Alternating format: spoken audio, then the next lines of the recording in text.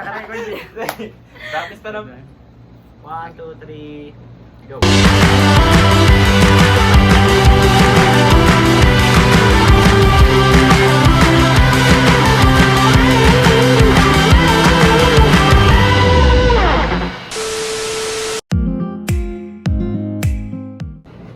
Hello, good morning everyone. We are the Team 2.0 and today we're going to be reviewing the book of the Centennial Filipino Scholar who taught us to re-examine our colonial history, rectify it, and learn from that past.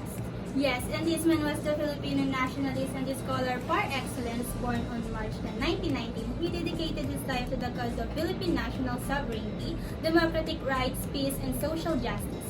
And it is none other than Professor Renato Constantino. Renato Constantino's writing had a significant impact on the intellectual formation of our numerous young Filipinos who risked their lives to future and oppose the dictatorship of Ferdinand Marcos. Constantino pointed out that our subservience to the interests of the United States had resulted in stunted growth at a time when the dominant, elitist vision of Philippine-American ties was one of the comparison and mutual gain. He banned the lack of critical thinking on colonial miseducation, called for re-examination and redefinition of Filipino identity that would highlight our independence, uniqueness, and democratic principles. So the book that we're talking about is A History from Spanish Colonization to the Second World War. And to answer the question, why did other colonization fail and others succeeded?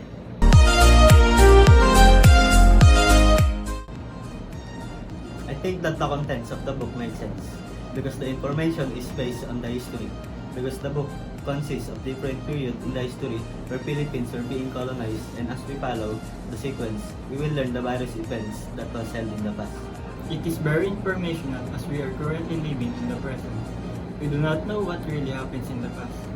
Even if the text that has been passed down through generations is not accurate, we still can learn the gist of the events that happened. Without this text, we will know the heroic, bravery, struggles, agony, or how our place became what it is. The emotion of the book that have been left with me is how the people of the Philippines struggles to survive. Of course, everyone who have been experiencing oppression can take it anymore, and that could lead to rebellious acts.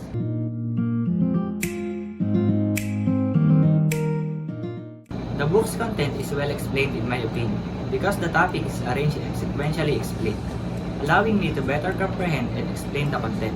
It is interesting to read since the topics of each chapter of these books are connected, making it exciting to find out what will happen next in the following chapter. This book is highly recommended especially to young people nowadays, since it demonstrates the many good benefits of foreign presence in the Philippines. They will understand that our country's culture has broadened as a result of our ancestors' adoption of conqueror's culture. Our ancestors only discovered the Philippines' natural resources through the trade, and they learned from the invaders. The book's content is well explained in my opinion how the country was conquered and how it was not conquered. The book also shows how our heroes fight the foreign invaders and how they fight against our beloved country. For me, that book can easily get attention because the history of the Philippines is what we are talking about. It's nice to know our past and how our dear heroes and of course our dear ancestors will protect us. I love the story about this history. They also have the same saying, and I would like to recommend the book because it is about the past of the Philippines. The book's content enlightened us about our own country's history in a way that effortlessly drew the reader's attention. It also contains a lot of positive facts about our people, such as how brave the Filipinos were to stand up to the invading countries.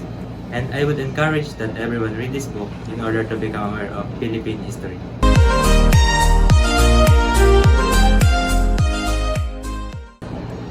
I don't think it's suspicious because it contains information on the Philippine history. This book, in my opinion, is not appropriate for all ages. This is a book for those who enjoy learning about history and find it exciting. Perhaps a young person who can understand such things would be interested in reading this book and learning about history.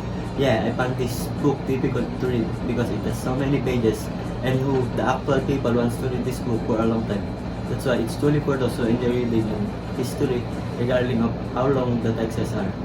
A History of the Philippines is an incredible book. However, there is some stuff that is not throughout, and there is also a portion that is extremely detailed.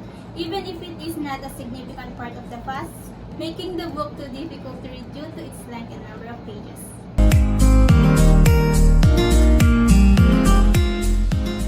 But before we answer that question, let us first find out why most of the European countries built colonies in other lands.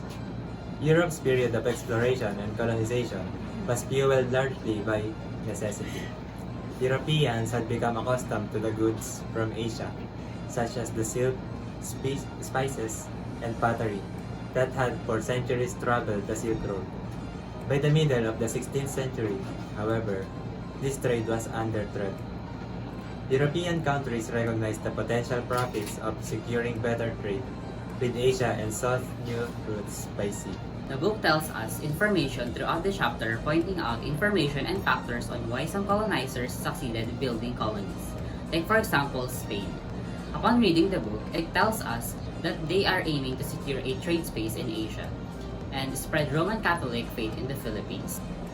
Religion played a significant role in Spain's relation and attitudes throughout baptism. The Spaniards considered conversion through baptism to be a symbol of allegiance to their authority.